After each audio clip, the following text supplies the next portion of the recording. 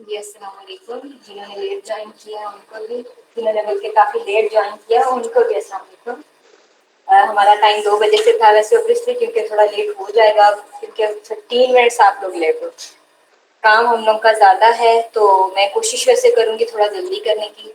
बाकी देखते हैं, हम लोग स्टार्ट करते हैं सबसे पहले इंट्रोडक्शन से।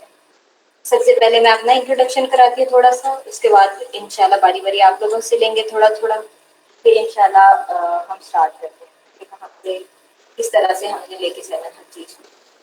मेरा नाम हिरा समन है और मैं रेजिडेंट से तकरीबन 1.5 ईयर हो गए मुझे कि मैं इससे काम कर रही हूँ।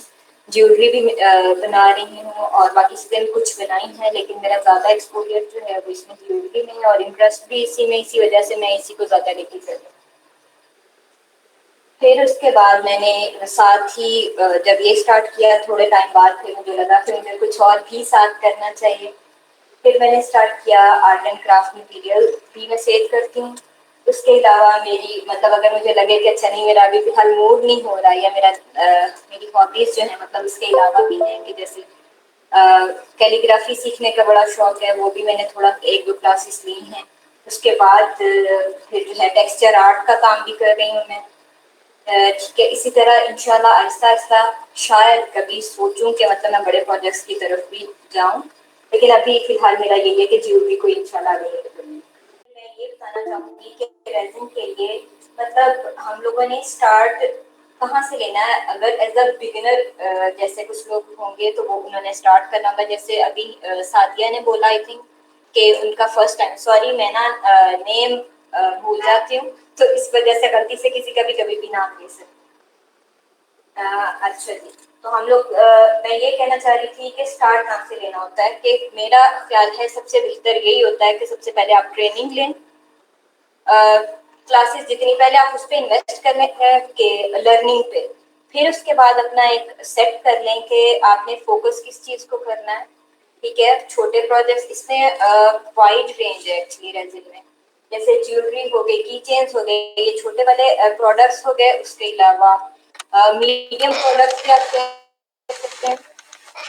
इसके अलावा फिर क्लॉथ्स हो गया, टेबल्स हो गए, टेबल टॉप्स हो गए और ये बहुत सारी चीजें आ जाती हैं फिर इसी में ना। तो आपको जहाँ पे लग रहा है आपने अपने बजट के अकॉर्डिंग, अगर जैसे लेट्स सपोज आपका बजट थोड़ा लो है, आप स्टार्ट और आपका काम करने का ये वाला दिल भी चाहता है, तो क्योंकि ये रेजिन थोड़ा कुछ एक्सपेंसिव होता है, इवन इसकी चीज़ें भी एक्सपेंसिव होती हैं थोड़ी, तो इसलिए आपको चाहिए कि थोड़ा कम इन्वेस्ट करके छोटी चीज़ों से स्टार्ट करें, ताकि आपके पास जो मिस्टेक्स हों, रिस्क हो कि आपका ये प्रोडक्ट सही होगा या खराब होगा, तो वो आपके पास रिस्क जो है वो कम से कम होगा उसमें, कि आपको एटलीस्ट ना ज़्यादा दुख होगा और आप उससे नई चीज़ सीख भी सकते हैं। ठीक हो गया। उसके बाद मैं ये सजेस्ट करूंगी कि आपको पता होना चाहिए कि रेजिन एक्चुअली है क्या, उसके अलावा इसकी विस्कोसिटी क्या चीज़ है, उसके बाद ये इसका टेम्परेचर कितना होना चाहिए जहाँ पे हम काम कर सकते हैं, उसके अलावा ह्यूमिडिटी लेवल होता है, मतलब ओवरऑल इसका एनवायरनमेंट जो है। ठीक है, उसके बाद हमें पहले मैं वैसे आपको इसी चीज़ को एलेबोरेट कर देती हूँ। रेजिन, इपॉक्सी रेजिन, एक होता है इपॉक्सी रेजिन और एक होता है पॉली रेजिन। मोस्टली जो यूज़ हो रहा है वो इपॉक्सी रेजिन यूज़ हो रहा है किस चीज़ में, आर्ट साइड में। ठीक है, कोशिश करें कि अपने पास पेन और वो रख लें, एक दफ़ा नोट पैड, ताकि आपको प्रॉब्लम ना हो और आप साथ साथ अपने क्वेश्चन एक तो लिखती जाएं और फिर दरमियान में एक दफ़ा हम सेशन लेंगे क्वेश्चन आंसर्स का, ताकि आपके क्वेश्चन क्लियर हो सकें। उसके बाद क्लास के एंड पे इंशाल्लाह। जी, उसके बाद जो है रेजिन, मैंने आपको बताया कि इसकी 2 टाइप्स हैं फिलहाल जो हमारे पास अवेलेबल होती हैं। उसके बाद इपॉक्सी रेजिन जो होता है आर्ट साइड में यूज होता है। कौन कौन सा होता है, एक तो कोटिंग रेजिन होता है और कास्टिंग रेजिन होता है। कोटिंग रेजिन होता है जो हम लोग मोस्टली यूज करते हैं। कास्टिंग रेजिन जो होता है वो मोस्टली डीप पोरिंग में यूज होता है, जो डीप मोल्ड्स होते हैं उसमें यूज होता है। अच्छा जी, उसमें उसके बाद उसकी विस्कोसिटी क्या होती है, कि उसकी थिकनेस किस तरह की है। हमारे पास थिकनेस में इसकी लो विस्कोसिटी भी आती है, मीडियम भी आती है और हाई विस्कोसिटी भी आती है। अब देखना ये है कि ये तीनों कहाँ पे यूज होते हैं।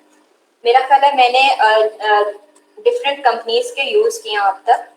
मैंने HMS का भी किया है, उसके बाद मैं अब अलहम्द का यूज़ कर रही हूँ। इससे पहले मैंने आर्ट रेजिन का, सबसे पहले आर्ट रेजिन का यूज़ किया था, उसके साथ भी मेरा एक्सपीरियंस अच्छा रहा, लेकिन उसके बाद मुझे मिला नहीं। मैं कोशिश करती हूँ कि कम रेट्स वाली जो हैं वो चीज़ें डिस्कवर कर सकूँ। फिर मैं बहुत सारे पेजेस विजिट करती हूँ, दराज विजिट। मोस्टली जो मेरे लिए सूटेबल था अब तक वो दराज था। बहुत सारी चीज़ें मैंने उसी से ली हुई हैं, इवन मोल्ड्स भी काफ़ी सारे मैंने उसी से लिए हुए हैं। और जो है रेजिन भी स्टार्ट में मैंने उधर से मंगवाया था, दराज से मोल्ड्स। और स्टार्टिंग में जब मैंने स्टार्ट किया था तो मैंने कुछ चीज काफ़ी सारी, बल्कि जो छोटी छोटी चीज़ें यूज़ होती थी वो मैंने मंगवाई हैं ई स्टेशनर्स से। उनके पास बहुत रीजनेबल रेट्स में बहुत सारी चीज़ें पड़ी हैं। और उसके अलावा कुछ चीज़ें मैंने यहाँ लाहौर से, मैं लाहौर से हूँ, मैंने लाहौर से उर्दू बाज़ार से मंगवाई थी। जैसे कुछ मोल्ड्स थे और स्टार्टिंग में कुछ चीज़ें थी जो कि मैंने उधर से मंगवाई थी। फिर आहिस्ता आहिस्ता ऑब्वियसली जिस तरह से मेरे पास कुछ चीज़ें सेल होती थी या फिर मैंने आगे नेक्स्ट जाना था, मूव करना होता था, कि फिर मैं लेती थी डिफरेंट मोड्स। मोड्स पे पहले मैंने थोड़ा टाइम तो मैंने सोचा कि यार ये एकदम से मुझे लगा था कि इन्वेस्ट कर दो तो फिर खत्म हो जाएगा ये काम, लेकिन फिर मुझे थोड़ी देर बाद, थोड़ा टाइम बाद मुझे ये चीज़ समझ ज़रूर आ गई कि आप एकदम से बहुत सारा पैसा इन्वेस्ट करके ये काम नहीं स्टार्ट कर सकते, क्योंकि मोड्स जो हैं आपके पास ह्यूज वैरायटी है इसकी। तो आप ये बिल्कुल भी नहीं कर सकते कि आप बहुत सारे मोल्ड्स खरीद लें। मोल्ड्स खरीद लेंगे तो आपका रेजिन खत्म हो जाएगा, रेजिन के लिए भी ऑब्वियसली आपको ज्यादा पैसे चाहिए, फिर रेजिन खरीदेंगे तो आपके पास किसी और चीज के कुछ नहीं बचेगा, जैसे छोटी छोटी चीजें होती हैं स्पेशली ज्वेलरी में। इसी तरह फिर मैंने कलर्स जो थे वो कलर्स का भी थोड़ा सा मैं आपको आइडिया देती हूँ।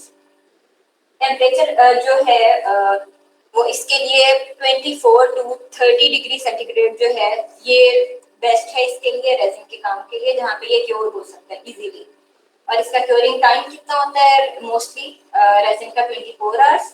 उससे पहले डिफरेंट शेप्स के लिए या उसको मोल्ड करने के लिए आप यूज कर सकते हैं, मतलब थोड़ा टाइम पहले निकाल सकते हैं उसको डिफरेंट शेप्स में। लेकिन वो ऑब्वियसली हमारा टॉपिक उस तरह से नहीं है कि हम लोगों ने किसी बड़ी उसको नहीं यूज करना, बड़ी चीज को यूज नहीं करना। तो हमारा है छोटा छोटा काम, तो इसको मोल्ड में डेफिनेटली यूज करने की हमें जरूरत नहीं। ओके, उसके बाद जो है टेम्परेचर के बाद जो है विस्कोसिटी हो गई, टेम्परेचर हो गया, ह्यूमिडिटी लेवल। ह्यूमिडिटी लेवल जो है आपका ऑलमोस्ट 50 होना चाहिए। हमेशा चेक कर लें, कोशिश करें कि 70 से कम हो। अगर आपने कहीं ट्राई करना भी हो कि मतलब रेजिन खुद पोर करके, मतलब आप चेक करना चाह रहे हैं कि यार मतलब शायद हो जाए, जैसे ऑर्डर वर्क कभी कभी कभार आ जाता है, तो आप चेक करना चाह रहे हैं तो वो किसी छोटी चीज में डाल के यूज करें तो वो ज्यादा बेहतर है। आप अगर अपने रूम में या कहीं और पे चेक करना चाह रहे हो, वैसे गूगल पे आप इजीली चेक कर सकते हैं। ठीक है, उसके बाद इक्विपमेंट्स, जो बेसिक इक्विपमेंट्स जो इसके लिए यूज होते हैं वो कौन कौन से हैं हमारे पास? सबसे पहले जो है इक्विपमेंट्स में स्केल, मेजरिंग स्केल या किचन स्केल भी इसको कहते हैं। ग्लव्स आ जाते हैं, नाइट्राइल ग्लव्स में, मतलब जब से ये काम स्टार्ट किया मैंने नाइट्राइल ग्लव्स ही यूज किए हैं, और ये मैंने लिए हैं ई स्टेशनर्स से।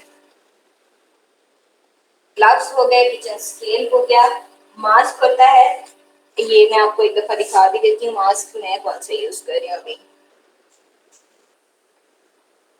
ये मास्क है जो कि मैं यूज करती हूँ।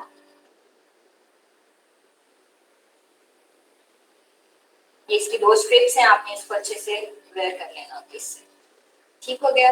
उसके अलावा रेजिन के लिए वैसे तो बेस्ट है कि आप वो गॉगल्स भी यूज करें, और मास्क मतलब प्रॉपर होता है तो आप वो यूज करें।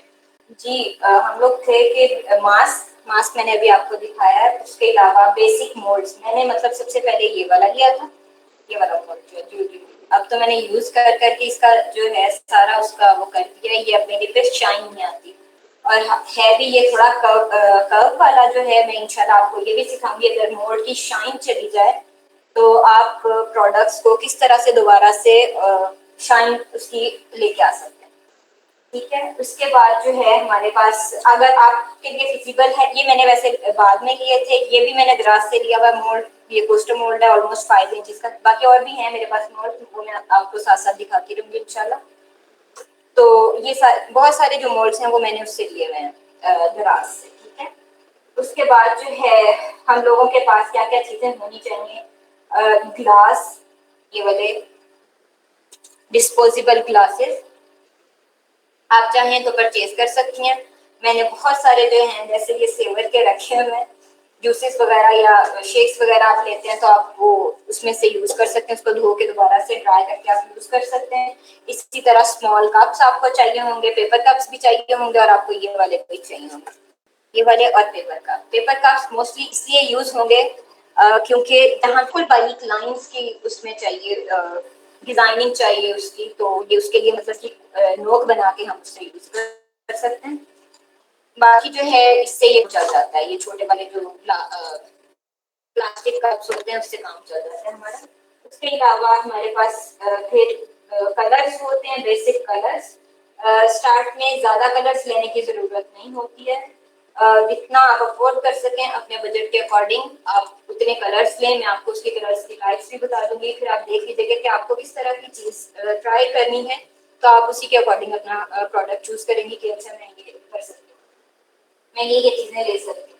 उसके बाद लाइटर चाहिए होता है। लाइटर मैंने इसको फुल टाइम मैंने इसको रैप करके उसके ऊपर टेप्स लगाई हैं क्योंकि मोस्टली रेजिन लगा हुआ था आपके ग्लव्स पे। ग्लव्स मेरे पास ये हैं नाइट्राइल ग्लव्स, ठीक है, ये वाली हीट गन है, ठीक है, अगर आपको नजर आ रहा है तो।